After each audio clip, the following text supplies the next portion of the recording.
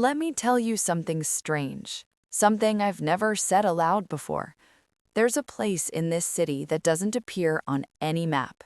You won't find it in guidebooks or GPS. It doesn't exist until it does. And when it does, it's always at night, always when the streets are empty and the air feels like it's holding its breath. It's just a bus stop. That's what it looks like anyway. A crooked shelter with a flickering lamp. A bench that's always damp, even when it hasn't rained. A sign that reads only one word: departures. No routes, no times, no destinations. But if you ever see it, really see it, you'll feel it in your bones. Like déjà vu, but colder. Like something is watching you from behind the fog.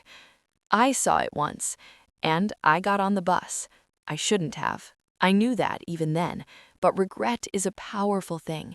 It whispers to you in the quiet hours. It tells you stories about what could have been. And that night, I was listening. The bus came out of nowhere. No headlights, no sound, just there, waiting. The driver didn't speak. He didn't have to. His eyes said everything. You're not the first. You won't be the last. I asked where it went. He said, where you regret. I asked the price. He said, time. And I paid. Now I'm telling you this story, not because I want to, but because I have to. Because once you hear it, you'll start to see the signs too. The flicker in the corner of your eye, the mist that rolls in when it shouldn't, the feeling that something is waiting for you at the edge of the night. This is the story of the bus stop of lost time, and it begins, as all dangerous things do, with a choice. You'd think I would have never gone back. That one night of watching my life slip through my fingers like fog would have been enough. But regret is a strange hunger. It doesn't fade when you feed it. It grows. A week passed. I told no one. I'd tried to forget.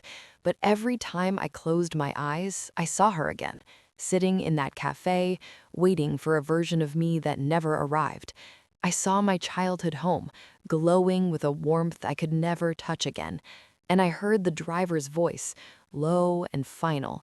You cannot change. You can only see. And yet, I returned.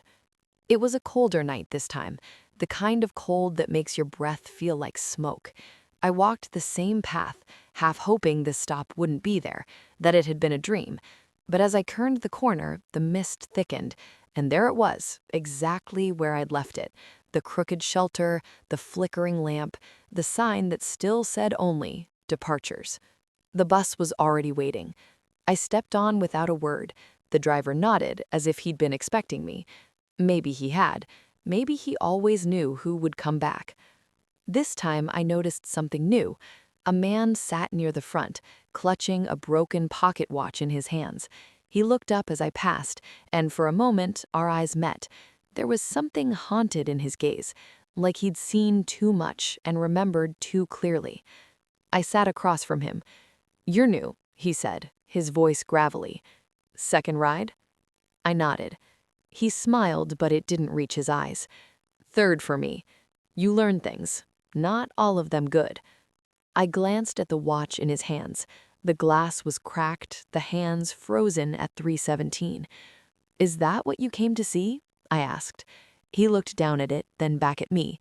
"No, it's what I came to forget." The bus shuddered. The lights dimmed. The fog outside thickened until it was like we were floating in milk. And then the driver called out, "Next stop." The doors opened.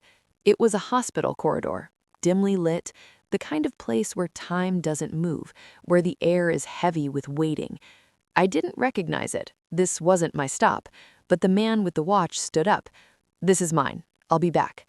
I watched him step off the bus and vanish into the corridor. The doors closed behind him. The bus waited. Minutes passed, or maybe hours. Time is strange on that bus. It stretches and folds like paper. I stared out the window, but there was nothing to see, just fog and the faint echo of footsteps. Then the man returned.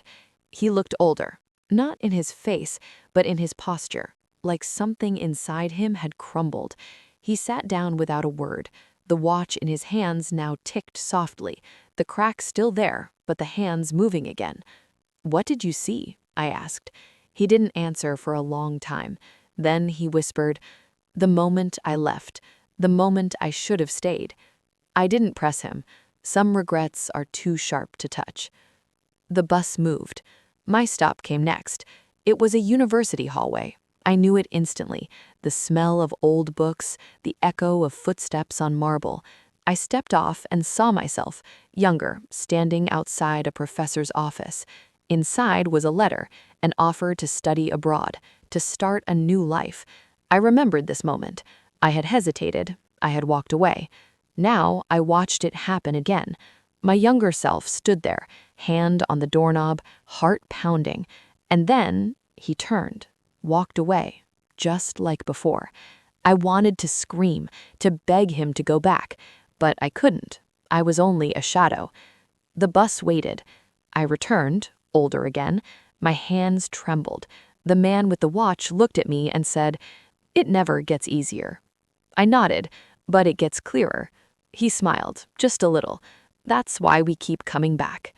The bus rolled on, and somewhere in the fog, another stop waited, another regret, another piece of time I would trade just to see what I had lost.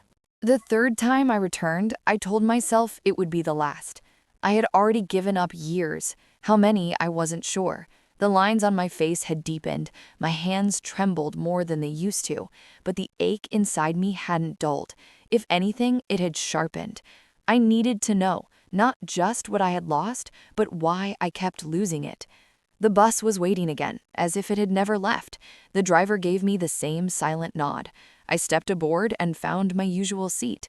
The man with the broken watch wasn't there this time. In his place sat a young woman, maybe in her 20s, holding a bright red umbrella in her lap. It hadn't rained in days. She looked up and smiled. "First time?" I shook my head. "Third." Her smile faded. "Then you already know." I nodded. "You can't change anything." She clutched the umbrella tighter. "I don't want to change it. I just want to see him again." The bus lurched forward. The fog outside thickened, swallowing the city whole. The lights inside flickered, casting long shadows across the passengers' faces. No one spoke, no one moved. The driver called out, "Next stop." The girl stood. "This is mine." She stepped off into a rainy street, the kind of rain that falls in dreams, silent, silver, endless. I watched her walk toward a figure standing beneath a street lamp, a boy, maybe her age, holding a bouquet of wilted flowers. He didn't see her. He couldn't. She was only a ghost now, like the rest of us. She stood beside him, tears mixing with the rain. He waited for someone who never came. She had missed this moment once, now she could only watch it slip away again. The bus waited. When she returned, the umbrella was gone. Her hands were empty. Her eyes were red. I thought it would help, but it just hurts more. I didn't know what to say, so I said nothing. The bus moved on. My stop came next. It was a bookstore, small, dusty, filled with the scent of paper and ink. I knew this place. I had worked here once, long ago, and I had met someone here, an old man who used to come in every Thursday, always buying the same book, The Time Traveler's Almanac. He had once told me, "Regret is a kind of time travel, but it only goes one way." I hadn't understood him then. I did now. I watched my younger self behind the counter, distracted, impatient. The old man tried to speak to me, to share something important, but I brushed him off. I had somewhere to be. I never saw him again. Now I stood beside him in the aisle, unseen. He opened the book, ran his fingers over the pages, and whispered, "You'll come back. They always do." I froze. Had he known? The bus honked once, soft like a heartbeat. I turned and walked back. Inside, the girl was gone. A new passenger had taken her place. A boy, no older than 16, holding a guitar case. He looked terrified. "Is this real?" he asked me. I nodded. "Too real." He swallowed hard. "I just want to see her again. My sister. She died last year." I said nothing. What could I say? The bus rolled on. And somewhere in the fog, another stop waited, another memory, Another wound. We were all passengers now, paying with time, traveling through the ruins of our own hearts. The fourth time I boarded the bus, I noticed something had changed. Not in the bus itself, it was still the same rusted frame, the same flickering lights, the same driver with eyes like distant stars. But the air inside felt heavier, as if the regrets we carried were beginning to bleed into the walls. The boy with the guitar was gone, so was the girl with the red umbrella. In their place sat a man in a charcoal coat, his face hidden behind a scarf and dark glasses. He didn't move, didn't blink, didn't speak. I took my seat across from him. The bus pulled away from the curb and the city vanished behind the fog. I tried not to think about how many years I had already given up. I tried not to count the lines on my hands or the silver in my hair, but the truth was there, etched into my skin like a map of all the places I'd never been. The man in the charcoal coat turned his head slightly, as if listening, but he said nothing. The driver called out, "Next stop." The doors opened onto a quiet kitchen. The smell of burnt toast and coffee grounds drifted in. I knew this place, my first apartment, the morning I left without saying goodbye. She had been asleep on the couch, curled up in a blanket, her hand still holding the book she'd been reading. I had stood in the doorway, suitcase in hand, heart pounding. I had told myself it was better this way, cleaner, easier. Now I watched it unfold again. My younger self hesitated, looked back, then turned and walked out the door. She never knew why. I never told her. I stood in the kitchen now, watching her wake up alone, watching her call my name, watching her realize I was gone. The man in the charcoal coat stood beside me. I hadn't seen him leave the bus. He didn't look at me, just stared at her. She waited, his voice low and rough, like gravel dragged across stone. For weeks. I turned to him. "You knew her?" He didn't answer, just walked away, fading into the mist. I returned to the bus, shaken. The man was already back in his seat, silent once more. The bus moved on. Another stop, another memory. This time it was a train platform. I saw myself standing there, suitcase in hand again, always leaving, always running. A friend stood beside me, pleading, "Just stay one more day, that's all I'm asking." But I had already made up my mind. I watched myself board the train, watched my friend crumble behind me, watched the train pull away.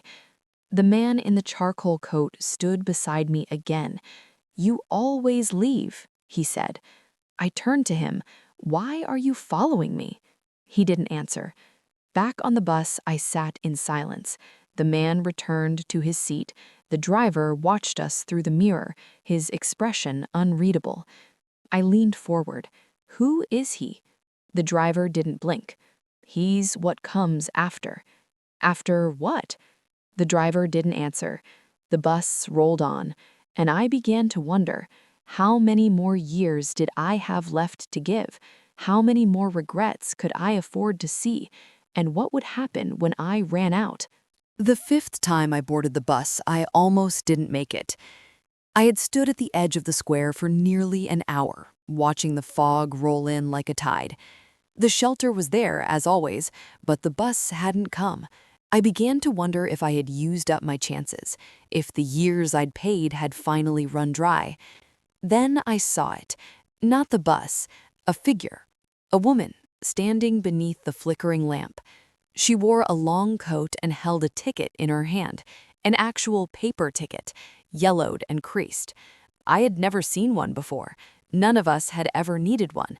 The fare was time, not paper. She looked up as I approached.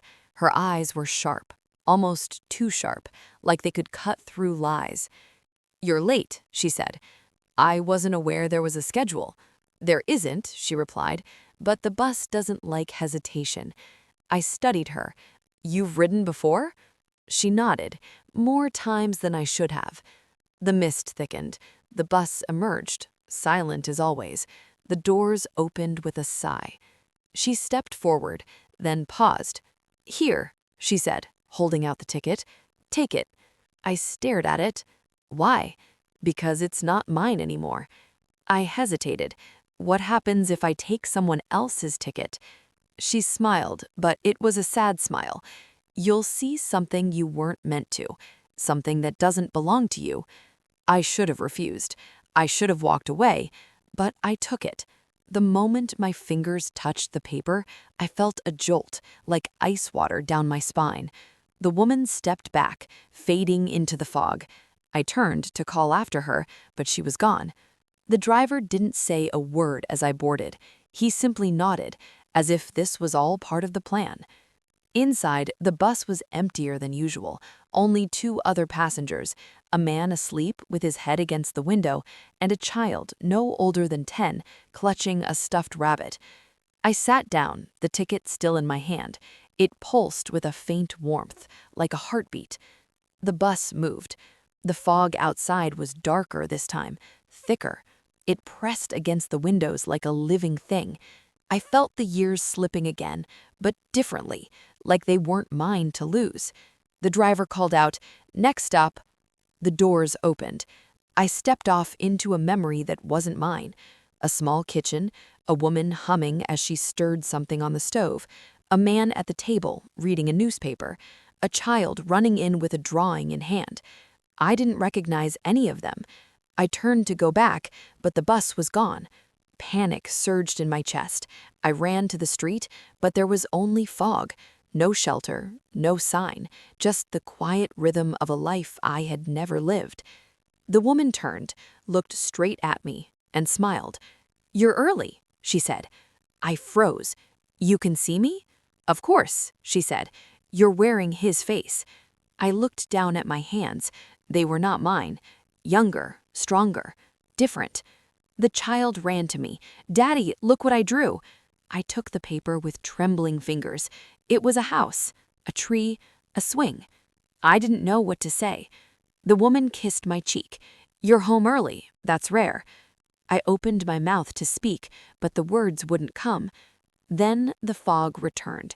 It poured through the windows, coiling around my legs, pulling me backwards. The kitchen dissolved. The child's laughter faded. The woman's voice became a whisper, and I was back on the bus. The driver looked at me through the mirror. "You took what wasn't yours." I stared at my hands. They were mine again, older, weaker. "What was that?" I asked. "A life you could have had, but not yours, not anymore." I sat in silence. The child with the rabbit looked at me. "Did it hurt?" I nodded. "Yes." She hugged the rabbit tighter. "It always does." The bus rolled on, and I began to wonder, were we all just passengers in someone else's story, or were we the ghosts haunting our own? The 6th time I boarded the bus, I noticed something that made my skin crawl. There was a man sitting near the back, tall, still, dressed in a long gray coat. He wasn't there before. That wasn't what unsettled me. What unsettled me was this: he cast no shadow. The bus was dim, yes, but not dark. The overhead lights flickered as always, and every other passenger had a faint silhouette stretching across the floor, except him. The space around his feet was blank, hollow. I sat 2 rows ahead of him, trying not to stare, but I could feel his gaze on me, heavy, cold, like being watched from the bottom of a well. The driver didn't acknowledge him. No one did. The bus moved. The fog outside was thicker than ever, pressing against the windows like a living thing. I felt the years slipping again, more this time.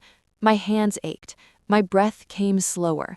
I wondered how many rides I had left before I disappeared entirely. The driver called out, "Next stop." The doors opened to a hospital room. I knew it instantly. My father's room, the last time I saw him alive. I stepped off the bus, heart pounding. He was there, lying in bed, pale and still. Machines beeped softly. My younger self sat beside him, silent, staring at the floor. I remembered this moment. I had wanted to say something, anything, but the words had caught in my throat. Now I watched it happen again. My father turned his head, slowly. "It's okay," he whispered. "You don't have to say it." But I should have. I should have said it anyway.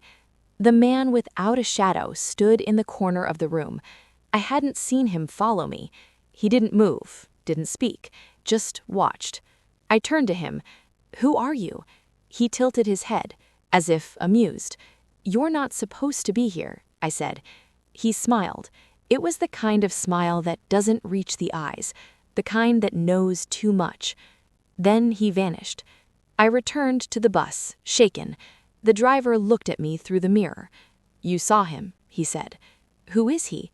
The driver didn't answer. The bus moved on. Another stop, another memory. This time it was a classroom, my first year teaching. I stood at the front of the room, nervous, trying to hide it. A student in the back row raised her hand, bright-eyed, curious, full of questions. I remembered her. Her name was Lila. She had wanted to be a writer. I had dismissed her question. I was too tired, too overwhelmed.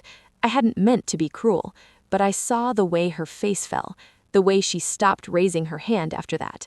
The man without a shadow stood behind her desk. I turned to the driver. "Why is he following me?" The driver said, "He's not following you. He's waiting." "For what?" "For your last stop." I sat down, heart racing. The man without a shadow boarded the bus behind me. He took his seat, still no shadow, still no sound. I didn't look at him again, but I could feel it. The end was getting closer, and he would be there when it came. The seventh night, I almost didn't go. I had begun to feel the weight of it, of the years I'd traded, the memories I'd unearthed, the faces I could no longer touch. My reflection in the mirror had grown unfamiliar, my voice thinner, my bones quieter. But something pulled me back. Not curiosity, not even regret. It was something else, a thread I couldn't name, tugging at the edge of my soul. When I arrived, the bus wasn't there yet, only the shelter, the mist, and a woman standing just outside the circle of light. She wore a long scarf that fluttered in the wind, and her eyes were fixed on the road. I stood beside her for a while, silent. "You're waiting too?" I asked. She didn't look at me. "No, I'm watching." "For what?" "For someone who never came back." Her voice was soft, but there was steel beneath it. "The bus?" I asked. She nodded. "He boarded it years ago, said he'd only be gone a moment, just one stop, but he never returned." I felt a chill crawl up my spine. "What was his name?" She turned to me then, and for a moment I thought I recognized her, but the memory slipped away before I could catch it. "Names don't matter here," she said. "Only what you leave behind."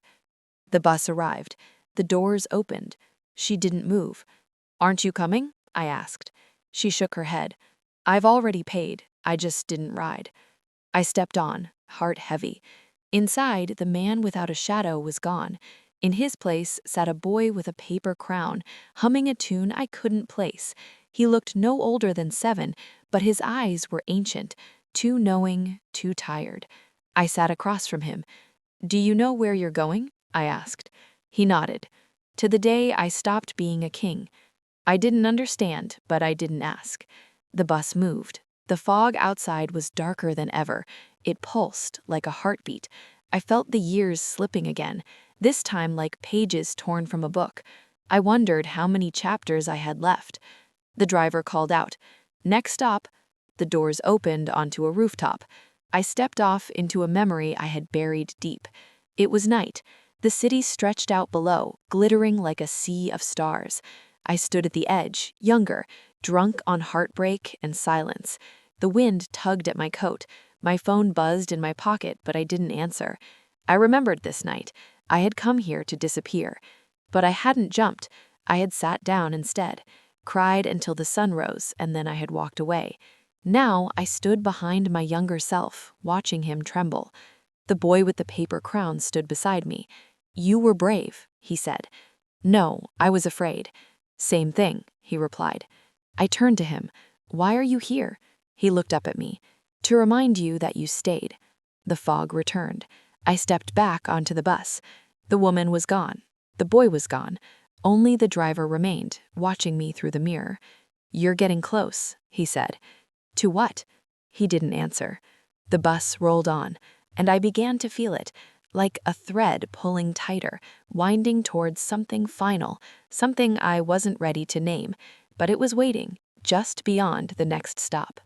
By the 8th ride, I had stopped pretending I was in control. The bus no longer waited for me. I waited for it. I no longer wondered if I should go. I simply did. The pull was too strong now, like gravity, like fate.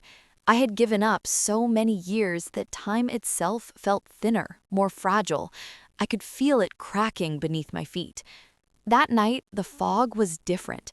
It didn't just hang in the air, it moved. It curled around the shelter like fingers. It whispered. I couldn't make out the words, but I felt them in my bones. Regret has a language of its own. When the bus arrived, the doors opened before it had fully stopped. The driver didn't look at me. He didn't need to. I was already his. Inside, the seats were nearly full, faces I didn't recognize. Some wept silently, others stared straight ahead. One man clutched a wedding ring so tightly his knuckles had turned white. The man without a shadow was back. He sat in the last row, hands folded, eyes closed. Still no shadow, still no sound. I took my seat. The bus moved. The fog outside was no longer just mist. It shimmered like glass, like mirrors. The driver called out, "Next stop." The doors opened. I stepped off into a hallway of mirrors. Endless reflections stretched in every direction, some clear, some warped. Each one showed a version of me, some younger, some older, some smiling, some broken. I walked past them slowly. In one mirror, I saw myself as a musician, standing on a stage, eyes closed, lost in a song I never wrote. In another, I was a father, holding a child I never had. In another, I was alone, older than I am now, sitting in a dark room, whispering to no one. Each reflection was a life I could have lived, each one a path I had not taken. And then I saw it, a mirror with no reflection, just fog. I stepped closer. The man without a shadow stood behind me. "This one," he said, "is the life you're still afraid to see." I turned to him. "Why?" "Because it's the one you almost chose." I looked again. The mirror began to clear. I saw myself in a hospital bed. Wires, machines, a nurse adjusting a drip. My eyes were open but empty. My body still. My breath shallow. I was dying. Alone. No visitors, no family, no one holding my hand. I staggered back. "This isn't a memory," I whispered. "This hasn't happened yet." The man nodded. "Not yet, but it waits." I turned to him. "Can I change it?" He tilted his head. "You already know the answer." I did. I returned to the bus, shaken.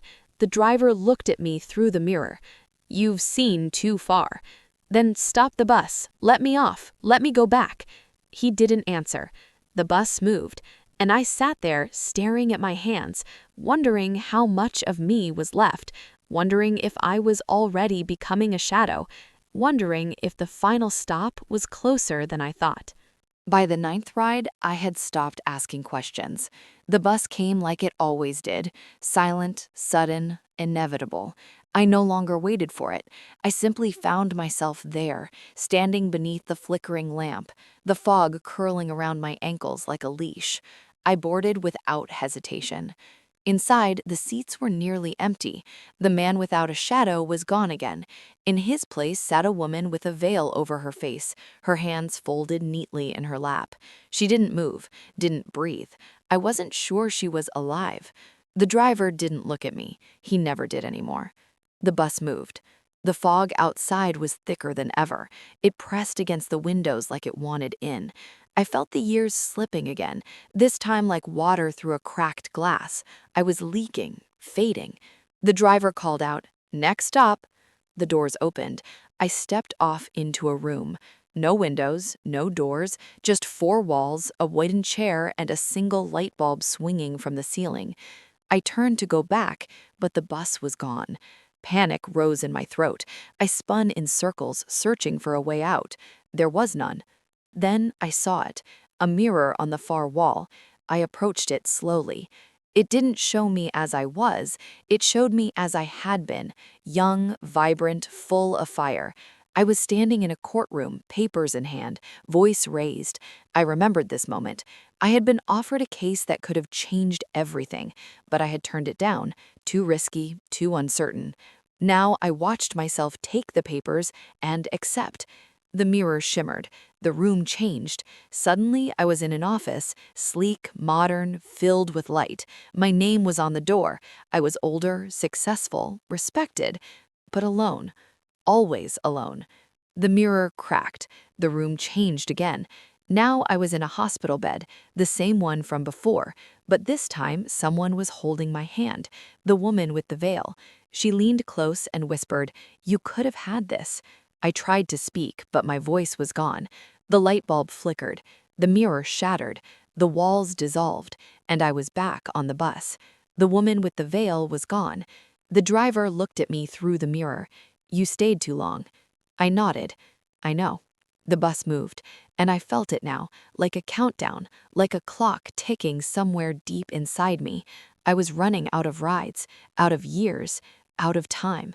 But I wasn't done yet. There were still stops ahead, still ghosts to face, still pieces of myself scattered in the fog. By the 10th ride, I'd stopped counting the years I'd lost. Time had become a currency I no longer tracked. I gave it freely now, like a gambler who knows the house always wins but plays anyway, because the game is all he has left. The fog was waiting for me before I even left my apartment. It seeped through the cracks in the windows, curled beneath the door. When I stepped outside, the world was already gone. The bus was waiting. I boarded.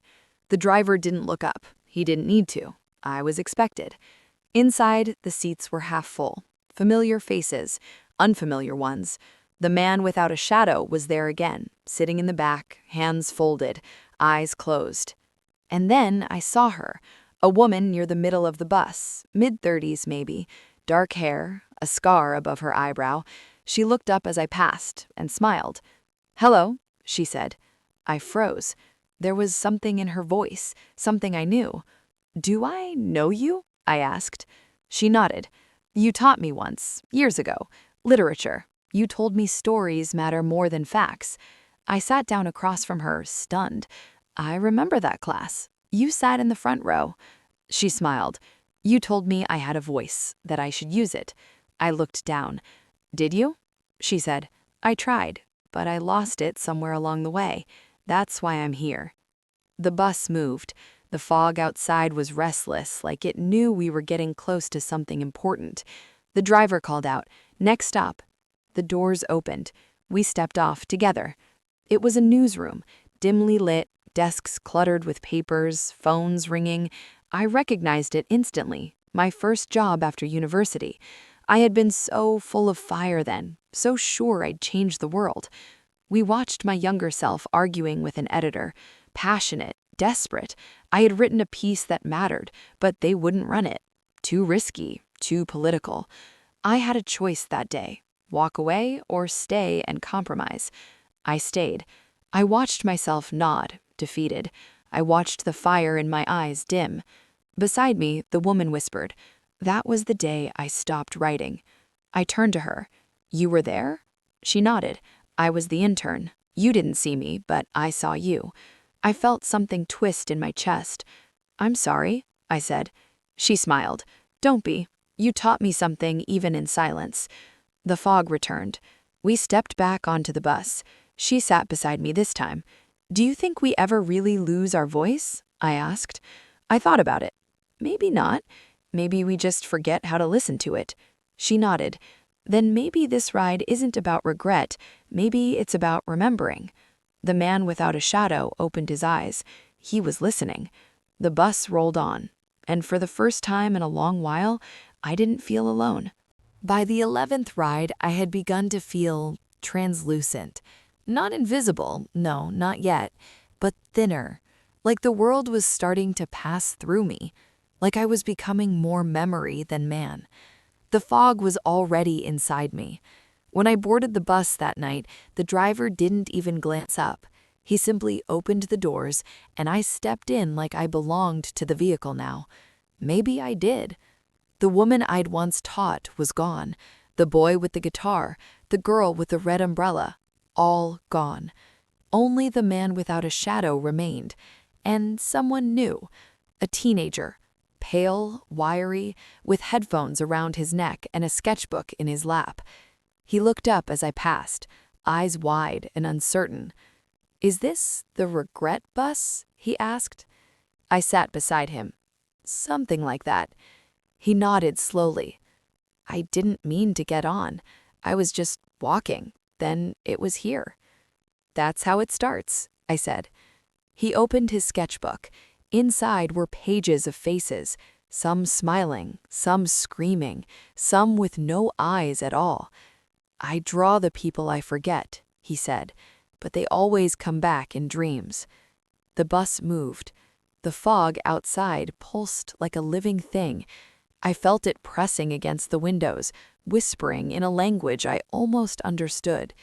The driver called out, "Next stop." The doors opened. The boy stood. "I think this is mine."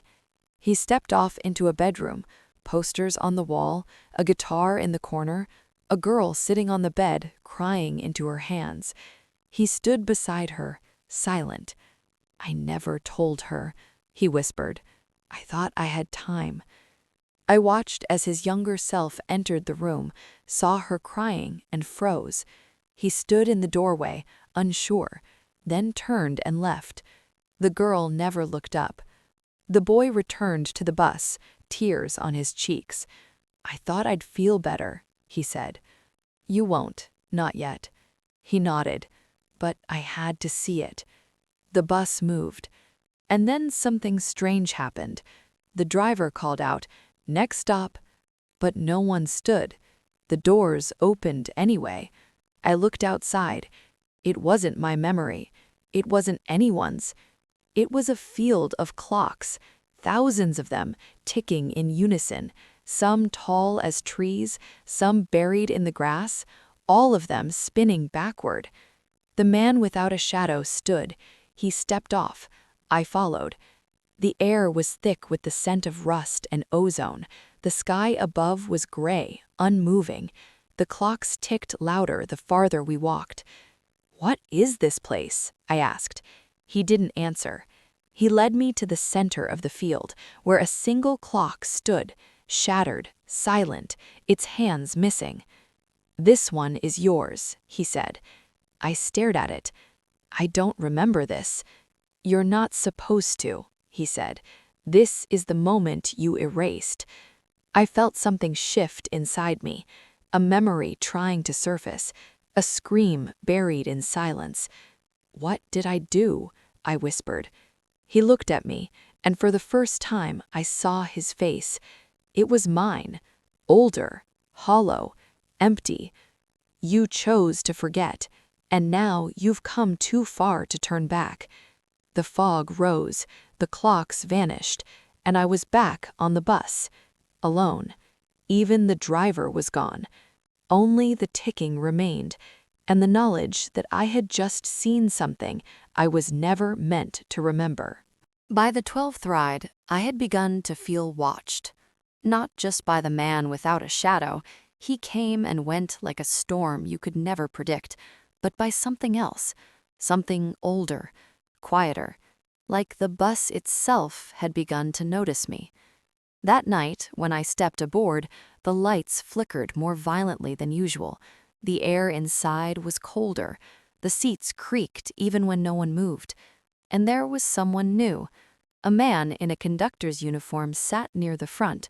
Not the driver, he never left his seat. This man was different. His uniform was spotless, pressed to perfection. His gloves were white. His eyes were pale and unreadable. He held a small leather pouch in his lap. As I passed, he looked up and said, "Ticket, please." I froze. I've never needed one before. He smiled. You do now. I reached into my coat, unsure of what I'd find. My fingers brushed against something thin and brittle. I pulled it out. A ticket. It was blank. The conductor took it gently, examined it, then nodded.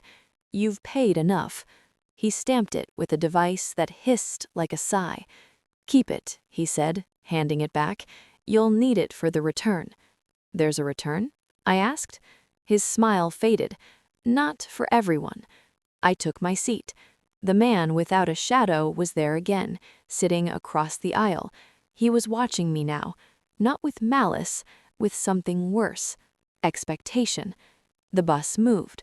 The fog outside was no longer fog, it was memory. I saw flashes in it, faces, places, moments I hadn't thought of in years. They drifted past the windows like ghosts. The driver called out, "Next up!" The doors opened. I stepped off into a church. Empty pews, candles flickering, a piano playing softly in the distance. I knew this place. I had come here once, long ago, after a funeral I hadn't attended. I had sat in the back, alone, trying to feel something, anything. Now I saw myself again, kneeling, hands clasped, lips moving without sound. The conductor stood beside me. You asked for forgiveness, he said. I nodded, but I didn't believe I deserved it. He looked at me. Do you now? I didn't answer. He handed me the ticket again. It was no longer blank. My name was written on it, in ink that shimmered like starlight. What does this mean? I asked. It means you're almost ready. For what? He didn't reply. The fog returned. I stepped back onto the bus. The man without a shadow was gone. The conductor remained. He sat silently, watching the road ahead.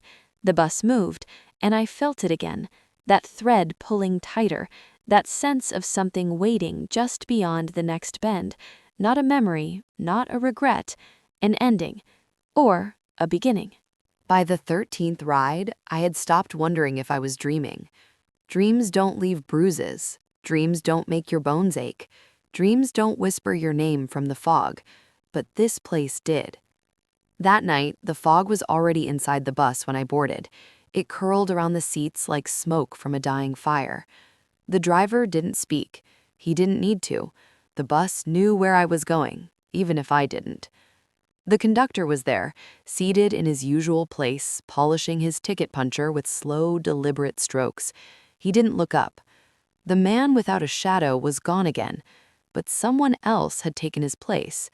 A girl, no older than 10, sitting cross-legged on her seat, humming a lullaby I hadn't heard in decades. Her hair was in braids. Her shoes were untied. She looked up as I passed and said, "You left me behind." I froze. Her face was familiar, too familiar. I sat across from her, heart pounding. "Who are you?" She tilted her head. "You knew me once, before you forgot how to be kind to yourself." I stared at her. "Are you me?" She smiled. "The part you buried." The bus moved. The fog outside was no longer just memory. It was recognition. It shimmered with moments I hadn't thought of in years. Scraped knees, bedtime stories, the smell of chalk and rain. The driver called out, "Next up." The doors opened. I stepped off into a playground. Empty swings, rusted monkey bars, a sandbox filled with leaves. And there, beneath the banyan tree, sat a boy and a girl, drawing in the dirt with sticks. I knew them both. The girl was her, the one from the bus. The boy was me. They were laughing, carefree, whole. I watched them for a long time. Then the girl looked up, straight at me. "You promised you'd never forget," she said. The boy looked up too. "But you did." I fell to my knees. "I'm sorry, I didn't mean to." The girl stood, walked to me, placed something in my hand. A marble, blue and green, like a tiny earth. "You dropped this," she said. The fog returned. I stepped back onto the bus, the marble still in my hand. The girl was gone. The conductor looked at me. "You're remembering." I nodded. I didn't know I'd forgotten. He smiled. "Most don't." The bus moved, and I held the marble tightly, afraid that if I let go, I'd lose that part of myself again. But I knew now, not all regrets are about what we did. Some are about what we abandoned, even if it was only a version of ourselves. By the 14th ride, I had stopped fearing the fog. It no longer felt like something outside me. It had become familiar, like an old coat I wore without noticing. It clung to my skin, my breath, my thoughts. I didn't walk into it anymore. I emerged from it. That night, the bus was already waiting when I stepped outside. No shelter, no street, just the vehicle and the mist. I boarded. The conductor nodded. The driver didn't move. The man without a shadow was back, seated in the rear, his eyes open this time. And the marble, the one the little girl had given me, was gone from my pocket. I hadn't dropped it. It had been taken. The bus moved. The fog outside was no longer silent. It whispered. At first, I thought it was the wind, but then I heard it clearly. My name, spoken in a voice I hadn't heard in decades. My mother's. The driver called out, "Next stop." The doors opened. I stepped off into a kitchen. Not just any kitchen. Hers. The one I had grown up in. The one that always smelled of cardamom and warm bread. The one I hadn't visited in years, not even after she passed. She stood at the stove, humming, her back to me, her hair tied in a loose bun. The radio played softly in the background, an old song I used to hate, but now would give anything to hear again. I watched her move, graceful and slow. Then she turned and looked straight at me. "You're late," she said. I froze. "You can see me?" She smiled. "Of course. You're still mine." Tears welled in my eyes. "I'm sorry I didn't come back." She knew, but I waited anyway. I stepped forward, but my hands passed through hers like smoke. "You can't stay," she whispered. "Not yet." "I don't want to go." "You have to." She reached into her apron pocket and pulled out the marble. "You dropped this," she said. I took it. It was warm. The fog returned. I stepped back onto the bus. The conductor looked at me. "You're remembering more than you should." I nodded. "I don't care." The man without a shadow stood.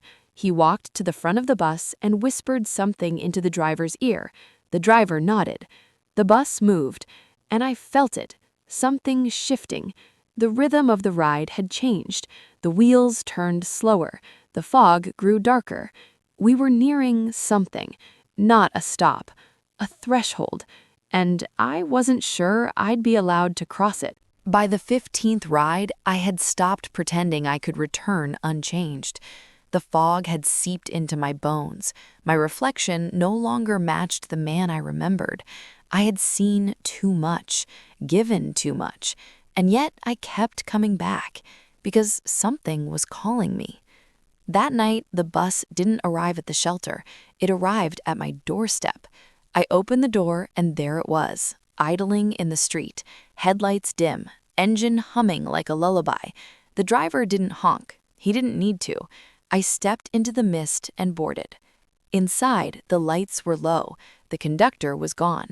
The man without a shadow was seated in the front row now, staring straight ahead. I passed him slowly. He didn't blink.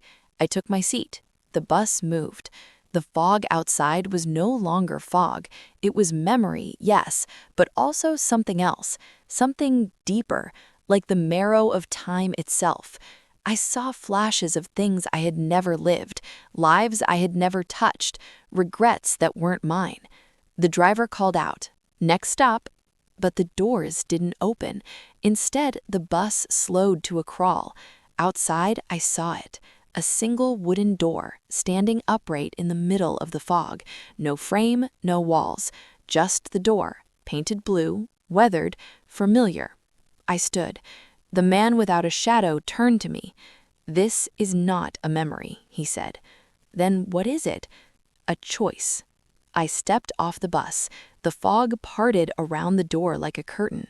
I reached for the handle, but it was warm, alive. It pulsed beneath my fingers. I turned it. The door opened, and I saw nothing. Not darkness, not light, just absence, a void, and then a voice, my own, but younger, braver. You can go forward now, but you can't come back. I looked behind me. The bus was still there.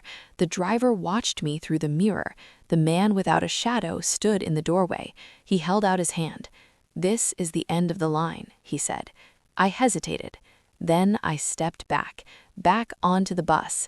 The door vanished. The fog swallowed it whole. The man without a shadow sat beside me now. "You're not ready," he said.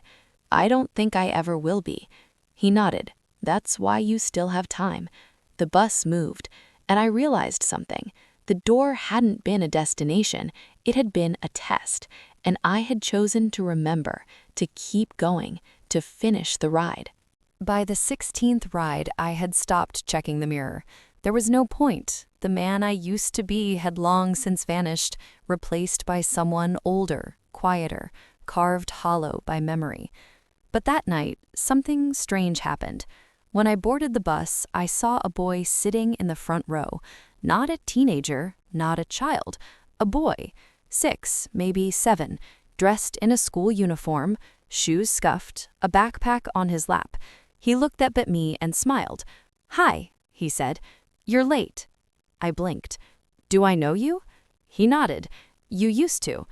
I sat beside him, heart pounding. "What's your name?" He shrugged. "You never gave me one."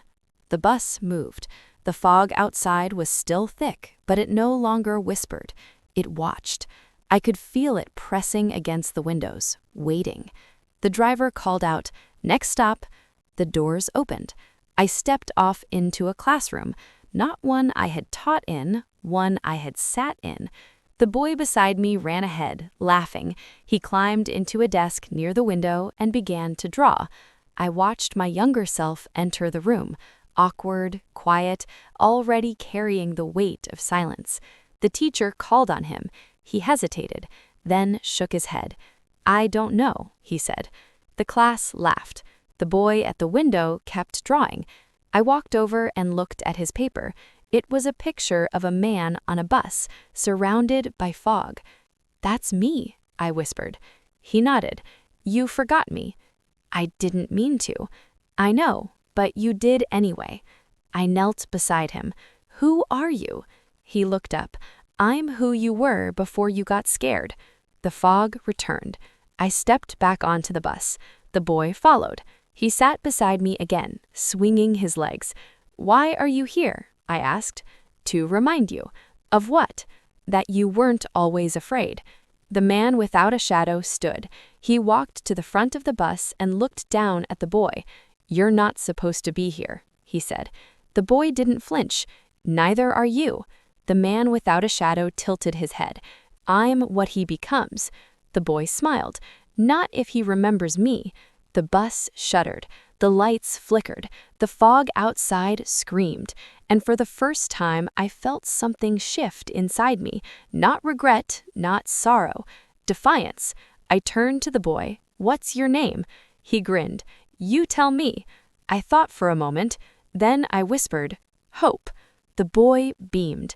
The man without a shadow stepped back. The bus moved, and I held on to the boy's hand like it was the last real thing in the world, because maybe it was.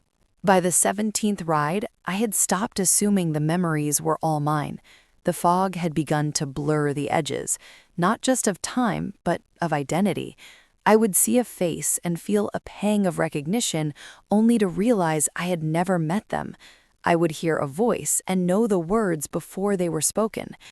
That night, the bus was darker than usual. The lights flickered, then dimmed to a low amber glow. The driver's silhouette was barely visible. The conductor was absent. The man without a shadow sat in the aisle seat, as if guarding something. And in the very back row, someone new. An old woman, wrapped in a shawl of deep green, her eyes closed, her lips moving silently. She clutched a photograph in her hands, creased, faded, edges curled like dried leaves. I sat across from her. She opened her eyes.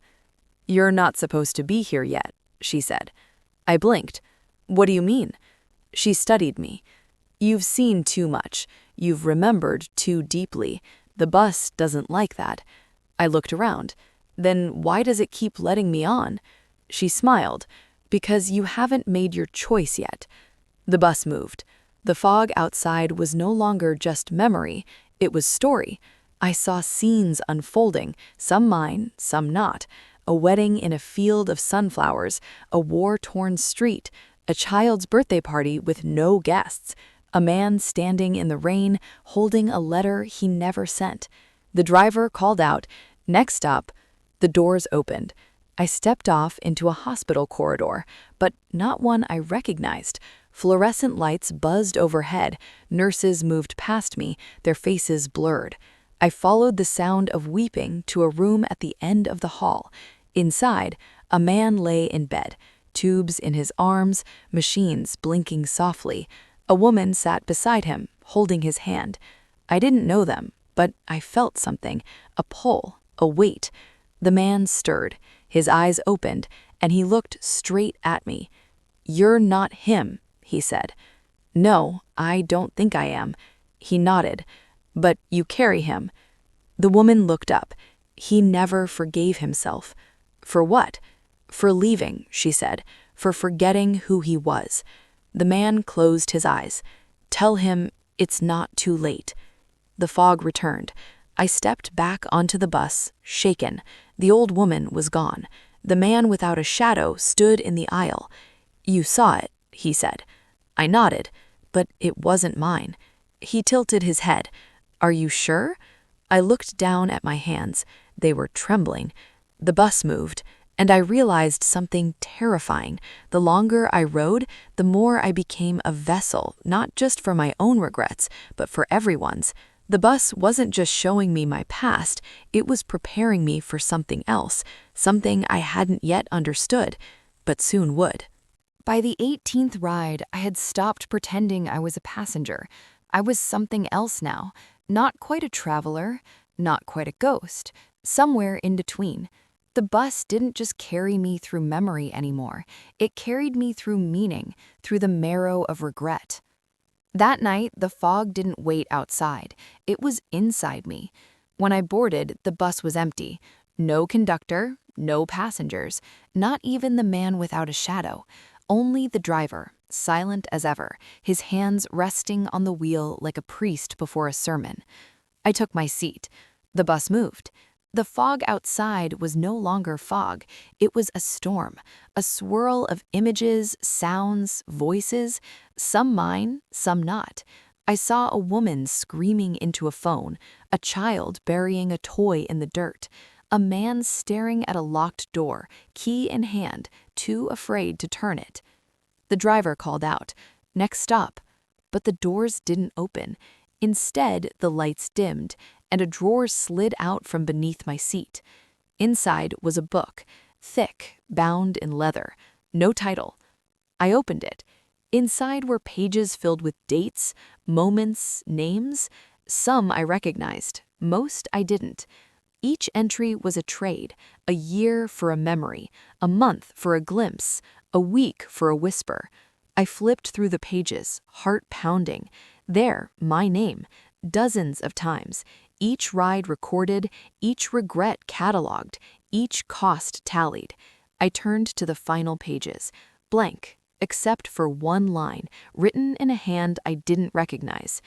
"You are nearing your balance." I looked up. The driver was watching me through the mirror.